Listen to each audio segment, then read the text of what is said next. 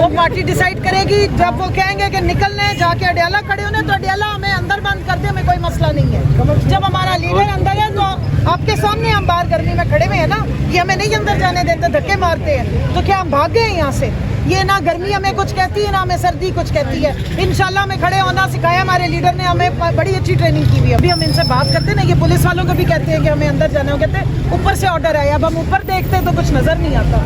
تو یہ اوپر کہاں سے ڈائریکٹ ان کے پاس آرڈر آ رہے ہیں, آج تک انہوں نے بتایا نہیں. اور پریشر کہاں سے آ رہا ہے وہ تو آپ کو اسلام آباد ہائی کورٹ کے 6 معتبر ججز نے لکھ کے بتا دیا ہے. انہوں نے آپ کو ایگزیکٹلی بتا دیا ہے کہ پریشر ہمارے پر کہاں سے آ رہا ہے. سو یہ صرف اور صرف ڈیلیئنگ ٹیکٹکس ہے, کیونکہ رانا ثناء اللہ نے بھی بتا دیا ہے, ان کے سارے اگلے پچھلوں نے آپ کو بتا دیا کہ ہم نے عمران خان کو جیل میں رکھنا ہے, کیونکہ وہ پاکستان کا اصلی الیکٹڈ وزیر اعظم ہے.